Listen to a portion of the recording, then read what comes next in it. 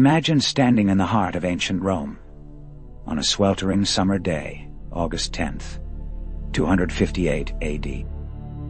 The air is thick with tension as a crowd gathers in a bustling square, their eyes fixed on a horrifying scene unfolding before them.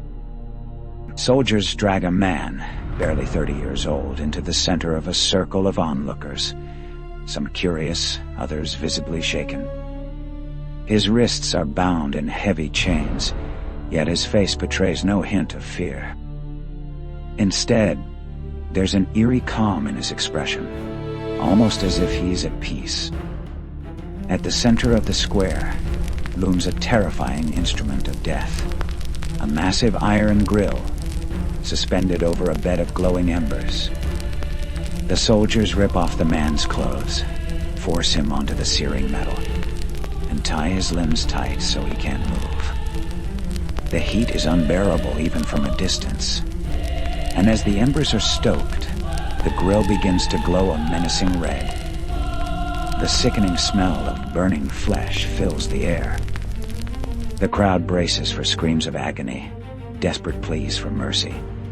But what happens next is beyond comprehension.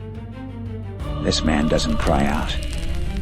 His face, rather than twisting in pain, seems to glow with an otherworldly serenity. And then, to the utter shock of everyone watching, he speaks to his executioner in a steady, almost playful tone. "You can turn me over. This side is already roasted." Who was this man, capable of such unimaginable courage or madness in the face of one of history's cruelest deaths?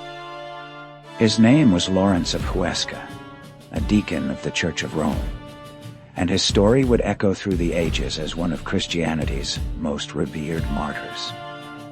To truly grasp how Lawrence reached this astonishing moment, we must travel back in time and uncover the journey that led him to that fiery grill. Born around 225 AD in Huesca, a town in the Roman province of Hispania, modern-day Spain, Lawrence grew up in a Christian family. From a young age, he showed a deep devotion to his faith. His parents ensured he received a solid education, and as he grew, his passion for religion only deepened. While studying theology in Caesar Augusta, now known as Zaragoza, he crossed paths with a man who would shape his destiny, the future Pope Sixtus II. The two formed a powerful bond, a friendship that would alter the course of Lawrence's life forever.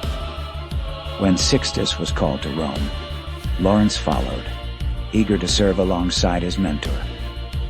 In 257 AD, when Sixtus was elected pope, he appointed Lawrence as archdeacon, the highest ranking of the 7 deacons of Rome. This wasn't just a ceremonial role. It came with immense responsibility. Deacons in the early church weren't only spiritual leaders. They handled practical matters too. As archdeacon, Lawrence oversaw the church's finances, distributed aid to the poor, and safeguarded sacred treasures. It was a position of trust and honor, but it also placed him in grave danger. The timing couldn't have been worse for Lawrence to step into such a role. The Roman Empire, under Emperor Valerian, had launched a brutal crackdown on Christians. In 257 AD, Valerian issued an edict demanding that all bishops, priests, and deacons either sacrifice to the Roman gods or face exile. A year later, in 258 AD, he escalated the persecution with a second edict. Christian leaders who refused to renounce their faith would be executed on the spot. The shadow of this decree soon fell over the church in Rome. On August 6, 258 AD, Pope Sixtus II was celebrating a secret liturgy in the catacombs of Praetextatus when Roman soldiers stormed in. They arrested Sixtus and 4 of his deacons, and without hesitation beheaded them all. When Lawrence heard of his mentor's capture, he rushed to be by his side. According to ancient accounts, as Sixtus was led to his death, Lawrence wept and cried out, "Where are you going, Father, without your son? Where are you going, holy priest, without your deacon?" Sixtus, with a calm that seemed almost prophetic, replied, "I do not leave you, my son. I merely go before you. In 3 days, you will follow me." True to Sixtus' words, the Roman authorities soon turned their attention to Lawrence. The prefect of Rome, aware that Lawrence managed the church's treasures, saw a chance to seize wealth for the empire. He summoned Lawrence and ordered him to surrender all the church's riches within 3 days. Lawrence, ever resourceful, requested the time to gather everything, and the prefect agreed. But instead of hoarding or hiding the treasures, Lawrence spent those 3 days distributing as much as he could to the poor and needy. When the deadline arrived, he presented himself before the prefect, not with gold or silver, but with a crowd of beggars, the sick, the disabled, and the elderly. Pointing to them, he boldly declared, "Behold, the treasures of the church." The prefect, feeling mocked by this act of defiance, flew into a rage. He ordered Lawrence to be tortured until he revealed the location of the so-called real treasures. But Lawrence stood firm, insisting that the poor were the true wealth of Christ's church on earth. Enraged by what he saw as insolence, the prefect decided that Lawrence would suffer a death as slow and painful as possible. He sentenced him to be roasted alive on a grill, a punishment so horrific that it's hard for us today to even imagine the agony it inflicted. This wasn't a quick execution. The heat was intense enough to burn, but not so strong as to kill instantly. The victim's skin and muscles would cook slowly, prolonging the torture in a way that defies description.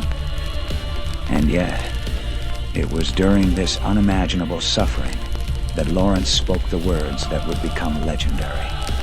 "You can turn me over. This side is already roasted." Some historians have debated whether this story is entirely accurate, suggesting he might have been beheaded like the other deacons.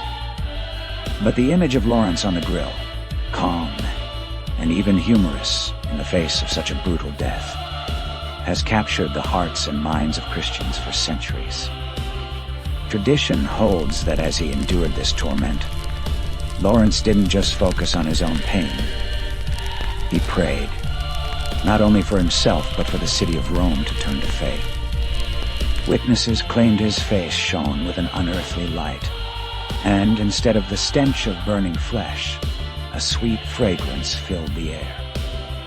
Many in the crowd, including some Roman senators, were so moved by his extraordinary courage that they converted to Christianity right then and there. After his death, Lawrence's body was gathered by fellow Christians and buried in a cemetery along the Via Tiburtina. Decades later, when Emperor Constantine legalized Christianity in the 4th century, a small basilica was built over Lawrence's tomb. Over time, it grew into the Basilica of San Lorenzo fuori le Mura, one of Rome's 7 major pilgrimage churches. Lawrence's influence didn't stop at the borders of Rome. In his homeland of Spain, devotion to him inspired incredible tributes. In the 16th century, King Philip II built the monastery of San Lorenzo de El Escorial, a massive complex designed in the shape of a grill to honor the instrument of Lawrence's martyrdom. His story also left its mark on art and literature. Great painters like Fra Angelico, Titian, and Rubens depicted his death, capturing both the horror of his torture and the serene strength of his spirit. In poetry, the 4th century writer Prudentius penned a beautiful hymn in Lawrence's honor. Part of his work, Parastephanon, which remains one of the most moving accounts of Christian martyrdom. What makes Lawrence's story so powerful isn't just the physical bravery he showed in facing such a gruesome end. It's the way he turned suffering into a profound statement of faith.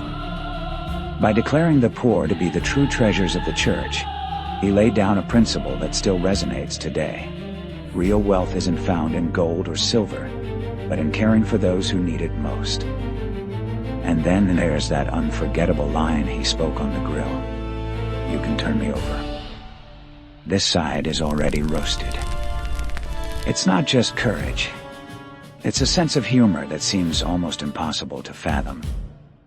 How could anyone, in the midst of such excruciating pain, find the strength to make a joke? It challenges our understanding of what humans are capable of enduring. Over the centuries, many theologians have seen Lawrence's martyrdom as more than just human grit. They believe it shows the power of divine grace working through an ordinary man. Saint Augustine, one of the early church's greatest thinkers, wrote that Lawrence's love for Christ burned so fiercely that the flames of the grill couldn't touch him. This idea suggests that what we witness in Lawrence isn't merely heroism, but a glimpse of something greater. A man so consumed by faith that even the worst physical pain became insignificant.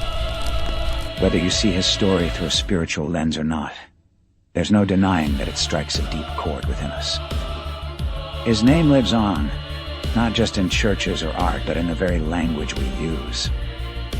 The word laurel, a symbol of victory, is tied to his Latin name, Laurentius, reminding us of the triumph of his spirit. Lawrence's life and death force us to ask ourselves tough questions. What do we value most in our lives? What would we be willing to stand up for, even if it meant suffering? In a world that often prioritizes comfort and safety, his story stands as a stark reminder of what true strength looks like. Here was a man who faced one of the most brutal forms of torture imaginable, and somehow found a way to smile through it. It challenges us to think about whether we're living for something bigger than ourselves, whether we're willing to endure hardship for the sake of love, faith, or a cause we believe in. Today, the Catholic Church honors Saint Ape. Lawrence is the patron saint of the poor, recognizing his dedication to those in need. He's also the patron of librarians, for the sacred texts and treasures he protected, and, fittingly, with a touch of irony, cooks, given the nature of his martyrdom. His feast day is celebrated on August 10th, the anniversary of his death. On that night, the sky itself seems to pay tribute to him. The Perseid meteor shower, often called the Tears of Saint Lawrence, lights up the summer sky with streaks of light, as if the embers that once consumed him have been transformed into shooting stars. So, let's reflect on this incredible tale of a man who was roasted alive, yet faced his fate with unshakable calm and even humor. Lawrence of Huesca's story isn't just about death. It's about life, about finding meaning in suffering, about redefining what treasure truly means, and about the human spirit's ability to rise above even the darkest circumstances. His courage continues to inspire, reminding us that there are things worth fighting for, worth sacrificing for, and that even in our worst moments, we can find a way to shine.